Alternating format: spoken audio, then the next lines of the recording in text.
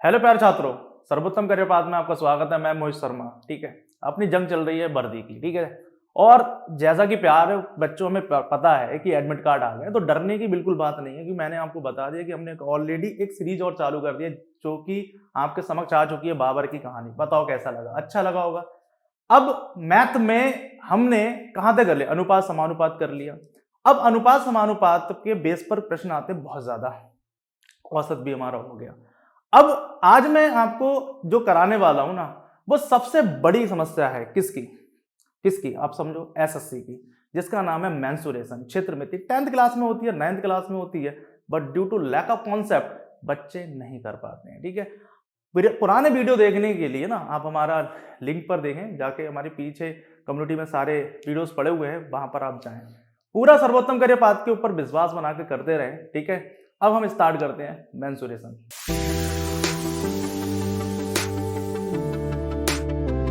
तो प्यारे बच्चों, मेंसुरेशन नाम है क्षेत्रमिति। ठीक है प्यारे बच्चों, क्षेत्रमिति शब्द क्या होता है? पहले तो हम हर तरीके से क्या करते हैं, पहले क्षेत्रमिति यानी कि मेंसुरेशन।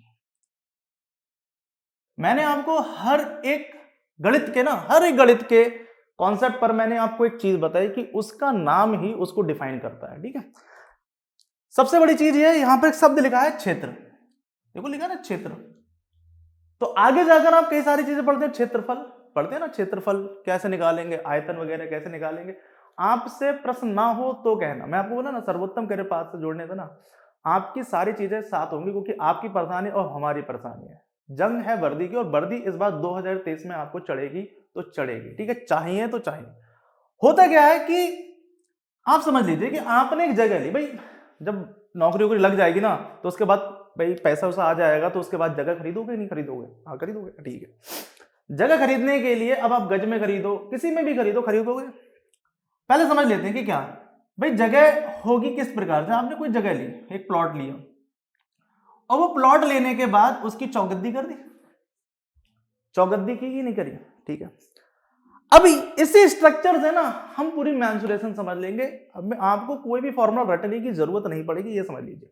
समझिए, अगर आपने उसकी खाली बाउंड्री करा दी, आपने जैसे बोलते हैं नींव भरवा दी, नींव सॉलिड होनी चाहिए। ठीक है, तो आप बात कर रहे हो खाली 2D की, यानी कि दो ही डायमेंशन दिख रही हैं। प्यारे बच्चों, जब तक बेसिक क्लियर नहीं होगा, सिलेक्शन नहीं निकलेगा, ये मेरी गारंटी है आपसे। ठीक है, बेसिक ये कहता है, पहले आपको ये पता होना चाहिए 3 एक्सिस होती है हमारी। भाई एक्स होता है, वाई होता है और जेड होता है, सबने पढ़ा है। अगर किन्हीं 2 एक्सिस पर आप कोई भी चीज बनाएंगे तो आपको वो 2 आयामी दिखती है। इसका मतलब ये होता है, नाम एक क्लियर आया कि मेंसुरेशन को आप 2 पार्ट में डिवाइड कर लोगे। एक द्विआयामी में, जिसको आप 2 डायमेंशनल बोलते हो, 2D बोलते हो, एंड देन त्रिआयामी यानी कि 3 डायमेंशनल। क्या फर्क है?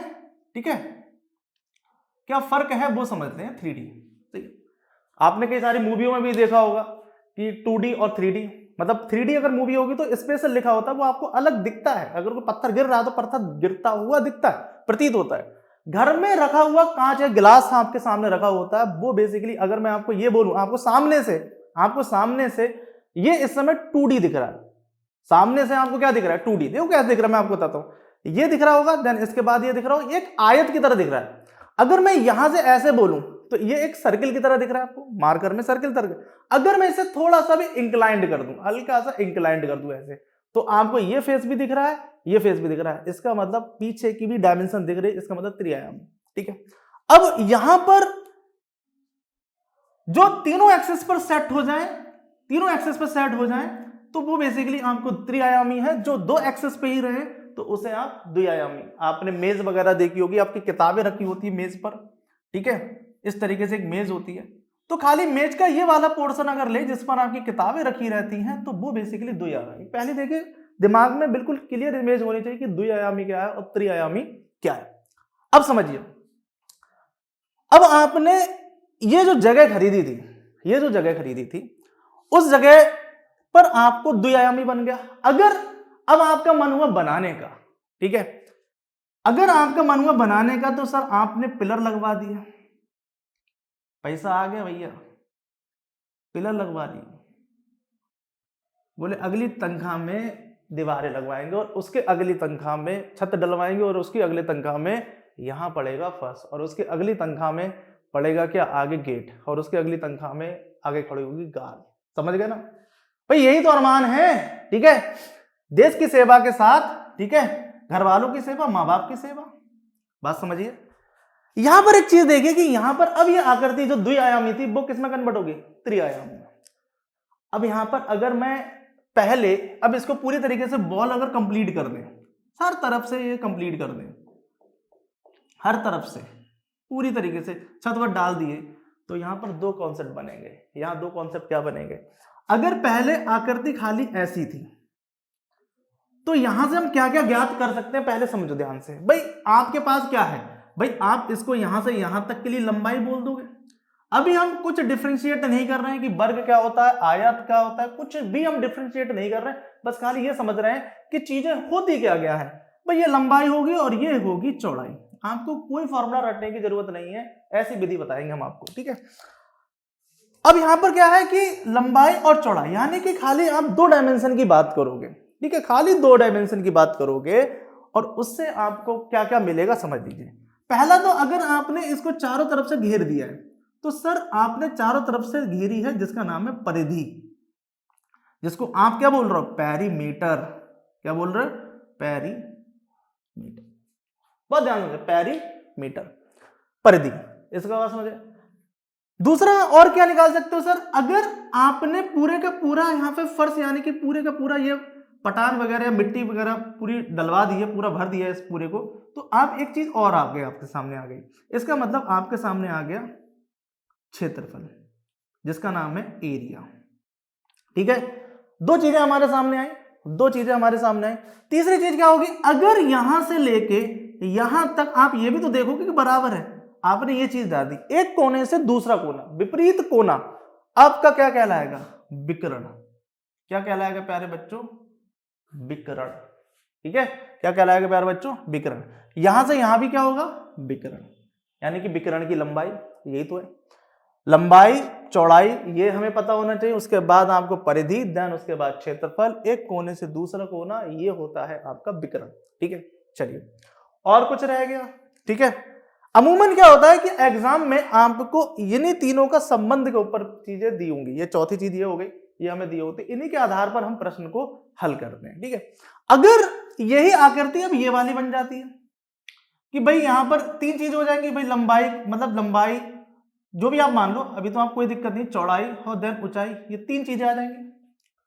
अब यहां पर हम क्या निकाल सकते हैं सर, यहां पर हम बहुत सारी चीजें निकाल सकते हैं। देखो अब यहां पर ध्यान से देखो, यहां पर अब क्षेत्रफल अकेला नहीं रहा, यहां पर एरिया अब अकेला नहीं रहा। क्यों, क्योंकि एक एरिया वो था जो आपने स्टार्टिंग में बनवाया था, दूसरा एक हाइट के साथ में। इसका मतलब यहां पर दो एरिया की बात करते हो। किस एरिया की बात करते हो, एक करते हो वक्र पृष्ठ के क्षेत्रफल, वक्र पृष्ठ का एरिया, जिसको आप लैटरल सरफेस एरिया बोलते हो, लैटरल सरफेस एरिया बोलते हो। और दूसरा होता है संपूर्ण पृष्ठ का क्षेत्रफल, नाम ही से के लिए संपूर्ण पृष्ठ का क्षेत्रफल। ठीक है प्यारे बच्चों, संपूर्ण यानी कि total surface area, total surface area. बात समझ गया ना, यानी कि यहां पर दो क्षेत्रफल आते हैं। कौन कौन से आते हैं, वक्र पृष्ठ का क्षेत्रफल और संपूर्ण पृष्ठ का क्षेत्रफल। चलिए ये हो गया। इसके बाद क्या होगा भाई, एक तो क्षेत्रफल निकलेगा, दूसरा निकलेगा आयतन। क्यों, क्योंकि आयतन होता क्या है, आयतन होता है क्षेत्रफल गुणा ऊंचाई। किसी भी आकृति का पहले क्षेत्रफल निकाल लीजिए, फिर उसकी ऊंचाई निकाल लीजिए, तो वो बन जाता है उसका आयतन। ठीक है, जिसको आप वॉल्यूम बोलते हो। क्या बोलते हैं प्यारे बच्चों, वॉल्यूम, यानी कि आयतन का क्या होगा, क्षेत्रफल गुणा ऊंचाई, क्षेत्रफल गुणा ऊंचाई। तो ये हमारा बेसिकली क्या हो जाएगा, क्या हो जाएगा, आयतन। तो मोटा माटी हमने एक चीज और बस ये कर सकते हैं कि आप एक काम कर दो भाई, आप अपनी छत का एक कॉर्नर से लेके जो फर्श का एक कॉर्नर है यहां पे डाल दो, जिसको आप विकर्ण, बेसिकली विकर्ण का कॉन्सेप्ट यहां आता है नहीं, लेकिन फिर भी ये चीज तो हम निकाल सकते हैं। हम 2D की मदद से यहां पर ये विकर्ण की कंडीशन निकाल सकते हैं। तो इसके आधार पर हमें एक चीज समझ में ये आती है कि जब हम त्रिआयामी और द्विआयामी की अगर कंपेयर करते हैं तो हमें छोटा सा कंपेयर मिलती है क्या, कि हमें द्विआयामी में अधिकांशतः क्षेत्रफल यहां भी होगा, लेकिन क्षेत्रफल यहां पे एक एक्स्ट्रा चीज आएगी जिसका नाम है आयतन। ठीक है, तो इसका मतलब यह है कि 3D समझने के लिए मेरे लाल आपको एक चीज समझना जरूरी है जिसका नाम है द्विआयामी। क्या बेटा प्यारे बच्चों, द्विआयामी आपको समझना बहुत कंपलसरी है। ठीक है, अब हम इसके बाद ये देखना चाहेंगे कि कौन कौन सी आकृति बनती हैं द्विआयामी और कौन कौन सी आकृति बनती हैं त्रिआयामी। ठीक है, द्विआयामी और त्रिआयामी। आज आपके मैथ का जो सबसे बड़ा कलेश था ना, मेंसुरेशन, वो आज समाप्त हो जाएगा। उसके बाद आपको समस्या नहीं आएगी, फॉर्मूला रटने की तो कतई नहीं। ठीक है, आपको आराम से क्वेश्चन कर लोगे। ठीक है, मैंने आपको बताया ना 15 मिनट में आपसे 20 क्वेश्चन हो जाएंगे, बस प्रैक्टिस करते रहिए घर पे। ठीक है, अब हम ये देखते हैं कि कितने प्रकार की चीजें होती हैं। तो प्यारे बच्चों, अब हम बात करेंगे किसकी, तो बात करेंगे मेरे लाल इनके टाइप्स की। ठीक है, क्षेत्रमति के अब हम टाइप देखते हैं और बड़े प्यार से समझेंगे। ठीक है, क्या समझेंगे, देखो यहां पर हम लिख देते हैं 2D और यहां लिख देते हैं 3D। ठीक है, कि 2D आकृतियां क्या होंगी। अब पहले आप ये बताओ किसी आकृति को बनाने के लिए चाहिए क्या। अगर ये मैं 2 मार्कर दे दूं, मार्कर का मतलब ये 2 लाइन दे दी मैंने आपको, भाई इससे क्या बना सकते हो। पहली बात तो मेंसुरेशन में जितनी भी आकृतियों का अनुभव करते हैं, जितनी आकृतियों का क्वेश्चन निकालते हैं, वो सारी की सारी बंद आकृति होती हैं। अरे ये क्या कह दिया, बंद आकृति। तो हमारे फुसफुस देवता ये बोलते भाई साहब कि बिना बंद आकृति के नहीं निकाल सकते। बिल्कुल नहीं निकालते।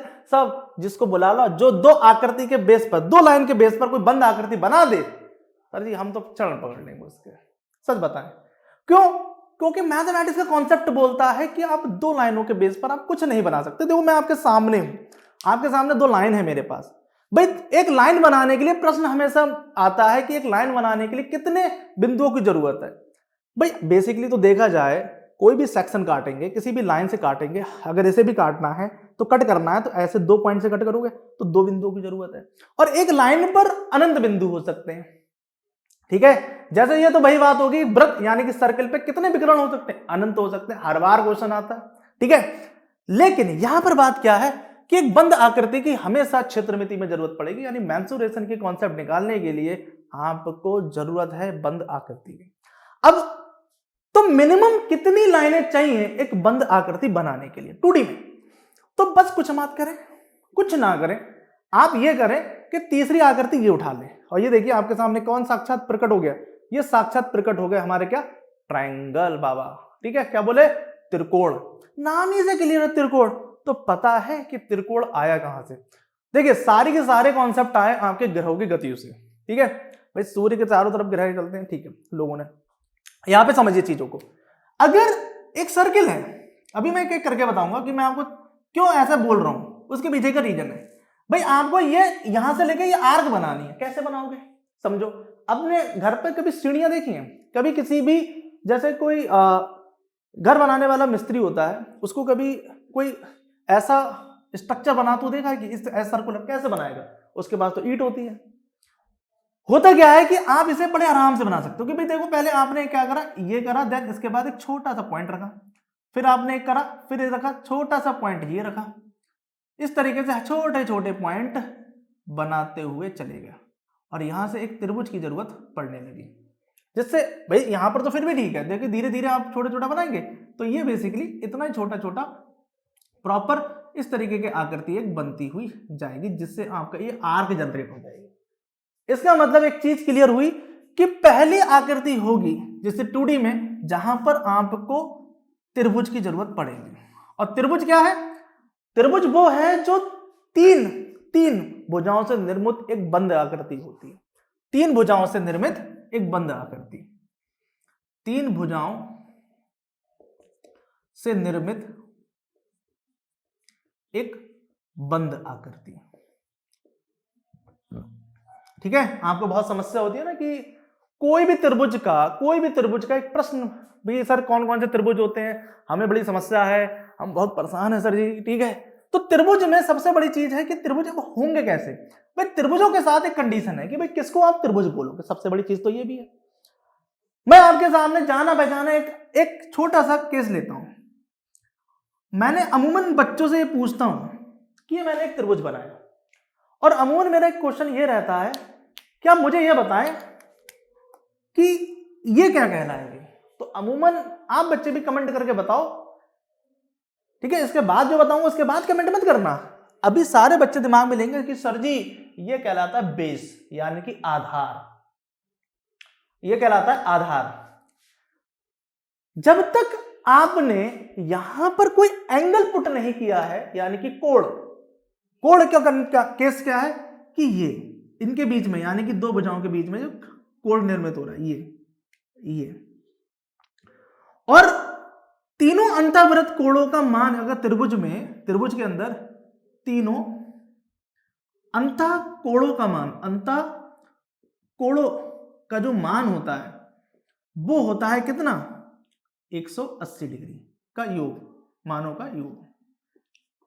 मतलब तीनों कोण जो होंगे वो बेसिकली होंगे क्या, वो तीनों के तीनों होंगे 180 डिग्री, 180 डिग्री। इस बात को याद रखें। और देखो हमारा श्यामा बोला ना पीछे से कि अगर 4 होंगे तो 360 होंगे। हाँ भाई यार यही तो बात है, लेकिन दिमाग खुलना चाहिए ना कि अगर 3 है ना तो 180 डिग्री, 180 डिग्री होता है तीनों में, ठीक है। अब यहां पर देखो, लेकिन ये गलती ना करना बाबू, ये गलती बिल्कुल ना करना है कि अगर मैंने कोई कोड ना दिया है, सीधे आपको बस पढ़ा हुआ पहले से रटा हुआ है कि सर ये तो बेस होगा ना। अगर मैंने इस कोड की बात की है तो ये तब होगा आधार, तब उस केस में ये होगा कर्ण और ये होगा अपना कौन सा, ये होगा अपना ऊंचाई। अरे ये तो वही वाली कहानी हो गई ना कि ये हमारा घर, यहां पर ये बाबूजी हैं इसलिए आ नहीं सकते, यहां पर हमारी सिमरन है, यहां पर हमारा राहुल है, ठीक है। अब ये लगाएगा सीढ़ी, इनने लगाई सीढ़ी, राहुल सिमरन से मिलने के लिए लगाएगा सीढ़ी। तो इसका मतलब राहुल का बाबूजी की तरफ, यानी कि यहां से अगर एंगल ले लें, राहुल और बाबूजी के बीच की जो डिस्टेंस है वो क्या कहलाएगी, आधार। अच्छा, राहुल और सिमरन के बीच की डिस्टेंस क्या कहलाएगी, कर्ण। और राहुल और सिमरन और बाबूजी के बीच की डिस्टेंस क्या कहलाएगी, ऊंचाई। समझ पाए ना, कितनी प्यारी बात है, छोटा सा कॉन्सेप्ट और हमने समझ लिया, ठीक है। सिमरन, राहुल और बाबूजी, यानी 3 चीजें हमें जरूरत है ट्रायंगल के लिए, इस बात को समझ गए। अब इस आधार पर हम चीजों को बहुत आराम से निकाल सकते हैं, बहुत चीजों को समझ सकते हैं। यहीं से आगे इजाद होगा जिसका नाम है ट्रिग्नोमेट्री, ट्रिग्नोमेट्री का इजाद होगा, ठीक है। अब यहां पर समझते हैं कि इन 3 कोणों के आधार पर और इन 3 भुजाओं के आधार पर तो होगा क्या, अगर ये कैपिटल से लिखे हुए ABC, तो ये हो गए हमारे शीर्ष बिंदु, ठीक है, जिसको आप वर्टाइसिस बोलते हो। क्या बोलते हो बेटा, वर्टाइसिस, ठीक है।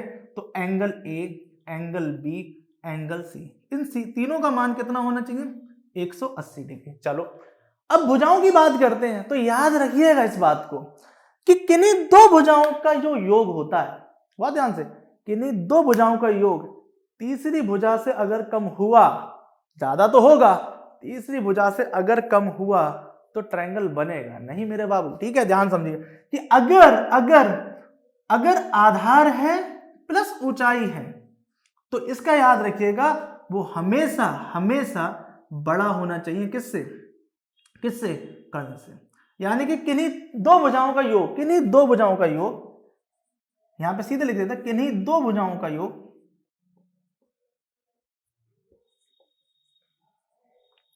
तीसरी भुजा से अधिक होना चाहिए। तो सबसे पहली बात तो ये, इस लाइन के थ्रू आप एक चीज समझ सकते हो कि पहले जिस चीज की बात कर रहे हो वो एक ट्रायंगल है या नहीं है। इसका मतलब आपने ये चीज देखी है, कि ये ट्रायंगल है या नहीं है, ठीक है। जैसे 3 है, 4 है और ये 5 है, तो 3 और 4 कितने हो गए, 7। तो 7 5 से ज्यादा, 5 और 4, 5 4 9, 9 भैया 3 से ज्यादा, 5 और 3 कितने हैं, 8, 8 किससे ज्यादा, 4 से। तो तीनों केस में ये त्रिभुज बनेगा, अगर किन्हीं 2 भुजाओं का योग तीसरी भुजा से कम आएगा तो वो एक त्रिभुज निर्माण नहीं करेगा, इस बात को समझ लीजिए। चलिए, तो ये छोटा मोटी चीज हो गई। तो पहला हमारा केस आता है त्रिभुज। उस त्रिभुज का अगर 3D देखें तो बर्थडे कैप तो देखी होगी ना, बर्थडे कैप इस तरीके से, तो ये बन जाता है हमारा शंकु। क्या बन जाता है, शंकु, ठीक है। तो त्रिभुज के भी हमारे साथ में कई सारे प्रकार हैं, ठीक है, कि त्रिभुज भाई हमारे कई प्रकार के होते हैं, वो हम आगे एक चीज को देखेंगे, पहले हम प्रॉपर देखते हैं कि क्षेत्रमिति में क्या है, ठीक है। फिर दूसरा हमारा केस आता है कि भाई चतुर्भुज, नाम से ही क्लियर है, जिसकी चारों भुजाओं, एक ऐसी आकृति जो चार भुजाओं वाली ऐसी आकृति, बंद आकृति जो चार भुजाओं से निर्मित हो, एक बंद आकृति जो चार भुजाओं से निर्मित हो, चतुर्भुज होता है। और यहाँ पे अंतः कोणों का योग कितना होता है? 360 डिग्री। ठीक है, तो अब ये चतुर्भुज जब वहां जाएगा 3D में, तो यहां पर ये दो चीजों का नाम लेगा, दो चीजों का निर्माण करेगा। एक करेगा घन का, जिसको आप क्यूब बोलते हो, जिसकी सारी भुजाएं समान होंगी, और एक होगा हमारा घनाभ। क्या होगा प्यारे बच्चों? घनाभ। ईंट वगैरह देखी है, बोले मार देंगे ना तो खून निकल आएगा, तो ये वही वाली बात, ईंट। ठीक है, तो इसकी सारी भुजाएं अलग अलग होती हैं। ठीक है, वो कैसे बनता है देखो, अगर चतुर्भुज में ये आयत है, आयत से बने, वो सॉरी वर्ग है, तो वर्ग से बनेगा घन, वर्ग से बनेगा घन, और आयत से बनेगा घनाभ। आगे हम इस चीज को देखेंगे। ठीक है, अब चतुर्भुज के बाद अब आपके पास आ जाता है, चतुर्भुज में भी कई सारे टाइप्स होते हैं, त्रिभुज में भी कई सारे टाइप्स होते हैं। अगले बार में आता है आपका व्रत। व्रत का मतलब है सर्किल। यहां पर आप क्वाड्रिलेटरल है, ठीक है, क्वाड्रिलेटरल, और यहां पर तो आपको पता है ट्राइंगल। तो प्यारे बच्चों यहां पर हमारा क्या होगा? ट्रायंगल। तो हमने ना अभी तक इनके अंदर की चीजें देखेंगे, इनकी कितनी 206 हड्डियों में कितना दम है वो अभी हम देखेंगे। पहले हम ये देख लेते हैं किससे आधार पर क्या बनता है। व्रत है तो बॉल देखिए, बॉल एक, देखो ध्यान देखो, ये क्या बनना है? इस सामने से देखो, ये बनना है सर्किल। ठीक है, ये क्या बनना है प्यारे बच्चों? सर्किल। ठीक है, अब आपने गेंद देखी, गेंद, बॉल, फुटबॉल देखो या क्रिकेट की गेंद देखो, वो बेसिकली होता है क्या? गोला। क्या होता है? गोला, यानी कि स्फीयर। बहुत क्वेश्चन आता है ना कि पृथ्वी का आकार कैसा है। ठीक है, पृथ्वी का आकार कैसा है शब्द आता है ना, तो पृथ्वी का आकार कई आपने सुना होगा कि गोलाकार है। ठीक है, फिर बाद में पता चला अरे यार ऐसा तो होता नहीं है। तो गोला तो वही होगा जिसकी सारी की सारी रेडियस समान हो, और उस पृथ्वी में तो ऐसा होता नहीं है। तो इसका मतलब क्या है? यही वृत्त 3D में जाकर क्या बनेगा? गोला। लेकिन मैंने क्या बोला, जब आपको ये बोर्ड कैसा है? 2D, तो भैया गोला दिख नहीं पाएगा। ठीक है, तो इसका मतलब क्या है? गोला बिल्कुल ऐसे दिखेगा। ठीक है, और यहां पर ये वृत्त दिखेगा। इस बात को समझ लीजिएगा। इसके पीछे भी होगी ना, इसके पीछे मतलब ऐसा समझिए 3D आकृति में गोला आपने रख दिया, इस तरीके से आप समझ लीजिए, इस तरीके से 3D आकृति बन जाएगी। ठीक है ना, 3D आकृति इस तरीके की बनेगी। अब अपने जो सर्किल है वो इस 2D आकृति में है। ठीक है, आपको दिक्कत, तो इसका मतलब इसकी एक रेडियस, इसमें रेडियस होगी, इसमें भी एक रेडियस होगी, तो इसका मतलब है इनका निर्माण होता है। तो हम मुख्यतः क्या है कि मेंसुरेशन के अंदर 2D और 3D के अंदर ये चीज है। अब यहाँ पर एक चीज और आती है, यहां पर एक चीज एक्स्ट्रा आती है कि मिलन। मिलन का मतलब क्या है? किसका मिलन? एक लेंथ का और एक सर्किल का, इन दोनों का मिलन होने से एक चीज का निर्माण होता है जिसका नाम है बेलन। खिलाएगा मम्मी ने, मार देंगे, मर आ जाओगे। ठीक है, समझे ना बात को? बहुत दिनों से कंपटीशन नहीं निकल रहा आपका, तो मार देंगे हम बेलन से। तो इसका मतलब क्या है? देखो ध्यान में, आपके सामने बेलन ही है, देखो एक सर्किल ये है और ये लेंथ है। ठीक है, इसका मतलब क्या हुआ कि यहां पर एक चीज, यहां पर तो गोला मिलेगा आपको, जिसको आप बेसिकली आप क्या बोलेंगे? स्फीयर। और एक चीज मिलेगी यहां पर, सिलेंडर। ठीक है, सिलेंडर। अब यहां सिलेंडर बोले होंगे ना, तो दिमाग, कई लोग दिमाग लगा लिए होंगे, किसका? बोले सर जी ऑक्सीजन का। हाँ बिल्कुल सही है, बिल्कुल सही है, लेकिन ऊपर का कोन भी लगेगा उसमें। ठीक है, कई लोग बोले होंगे, बोले सर जी हमारे घर का एलपीजी सिलेंडर, बिल्कुल ठीक है अपनी जगह पर, लेकिन छोटा मोटा जो उसका मतलब तरीका है ना, वो ऊपर का हैंडल वैंडल निकाल देंगे हम। ठीक है, इस बात को, इसका मतलब क्या है? ये कहलाएगा हमारा बेलन। ठीक है, यहां पर एक रेडियस होगी आर, और यहां पर एक चीज क्या होगी? यहां पर इसकी एक लेंथ होगी। अगर इसको हम खड़ा कर दें, ये लो, घबराओ मत यार। कौन कहता है घबराने के लिए? भाई किसने कहा? हम बोले ना हम हैं, हम आपको सिखाएंगे। आपको जिसको प्लस नहीं आएगा उसको प्लस सिखाएंगे, माइनस नहीं आएगा माइनस सिखाएंगे, मैथ का दर्द कभी खत्म कर देंगे, चिंता मत करिए। ठीक है, आराम से पढ़िए। इस बार का पेपर खराब नहीं करना है, जितना आना पहली बात तो उतना करना है, तुक्का तो कभी नहीं लगाना है। 54 लाख लोग बैठे हैं ना, और 45,000 वैकेंसी है, तो 45,000 में अपना नाम लाने के लिए ना मेहनत करना है, चतुरता। ठीक है, चतुरता, डरना नहीं है कहते। ठीक है, ध्यान है ना, महाभारत वाला केस, पांडव कितने? 5, कौरव कितने? 100। दिमाग देने वाले उतने ही ज्यादा थे वहां पर, और सबको रिजल्ट पता है उसका। इधर दिमाग देने वाले खाली एक ही थे, हमारे कृष्ण जी। बात समझ पा रहे हैं ना? तो चीजों से सीखिए, इस बात को ध्यान से रखिएगा, ठीक है, कि चाहे बैठे कितने भी, आप मन में बना लीजिए कि सिलेक्शन चाहिए तो चाहिए, ठीक है। तो इस तरीके से हमारा मेंस्ट्रुएशन में टाइप्स हो गए कि जिस टाइप्स के बारे में पढ़ने। अब क्या है, अब ये है किसी एक टाइप को उठाएंगे और खत्म कर देंगे, फिर दूसरा टाइप उसको खत्म कर देंगे, ठीक है, आपको कोई दिक्कत नहीं होगी, ठीक है। चलिए